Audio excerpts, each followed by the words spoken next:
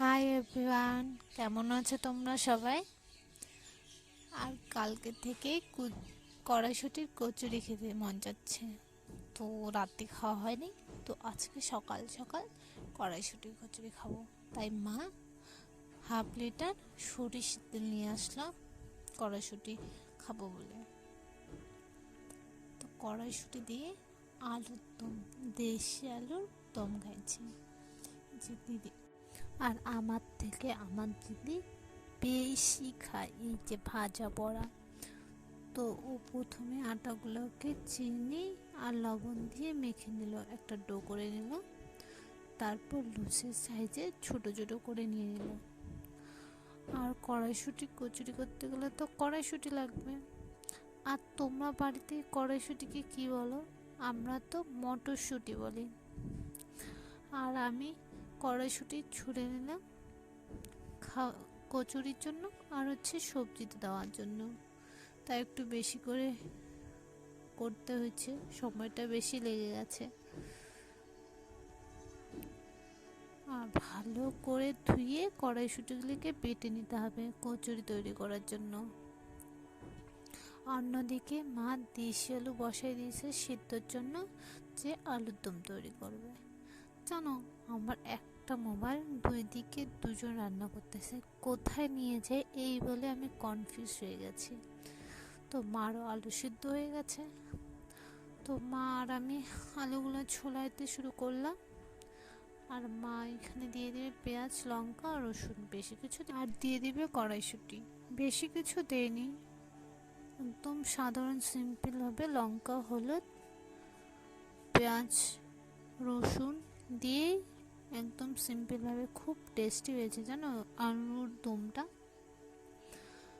আর এখানে মা কীভাবে রেখে দিচ্ছে দেখো,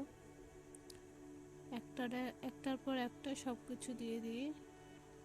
আর সকাল টাইমে আমাদের বাড়িতে রুটি হয়, তো আজকে রুটি হয়নি। তো আর অন্যদিকে দিদিরও কড়াইশুঁটি ভাজা হয়ে গেছে, যেগুলো বেটে রাখা হয়েছে ওগুলো ভাজা হয়ে গেছে। আর দুই দিকে আমার ক্যামেরা ধরতে এত প্রবলেম হচ্ছে, কি আর বলবো, কোনটা যায় কোনটা না যায় এরকম হয়ে গেছে। তারপর ভাজাভাজি করে জল দিয়ে দিল। মা সবজি তো রেডি, একটু সেদ্ধ হবে, জলটা আটা আসবে। আর অন্যদিকে দেখো কীভাবে পুরগুলো ঢুকাচ্ছি কড়াইশুঁটির পুর। প্রথমে ডোটাতে একটু বড় করে মেলে নিয়ে তার মধ্যে কড়াইশুঁটি দিয়ে দিতে হবে। কড়াইশুঁটি দিয়ে এটা মুখটা বন্ধ করে দিয়ে বেলতে হবে। এইভাবে কড়াইশুঁটির কচুরি তৈরি করা যায়। তো দিদিরটা দেখাইলাম। তো আমার কেন মনে হচ্ছে যে আমারটাও দেখায়, আমি কিভাবে তৈরি করছি, তাই তোমাদের সামনে আমারটাও ভিডিও করে নিলাম।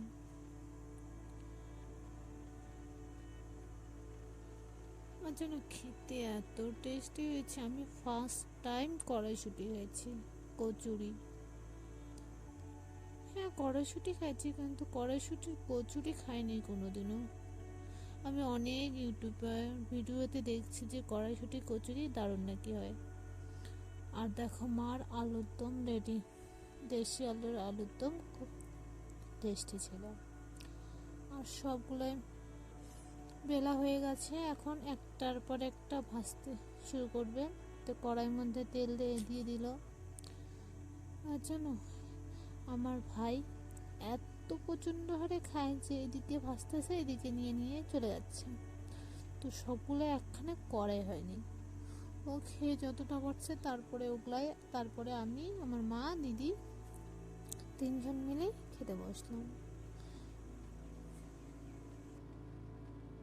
তবুও আমি ফাঁকা টাইমে একটু করে ভিডিও করে নিচ্ছি তোমাদের দেখানোর জন্য। আর সবাই বলে কড়াইশুঁটি আর আলুর দম একদম পারফেক্ট জড়ি কাপল।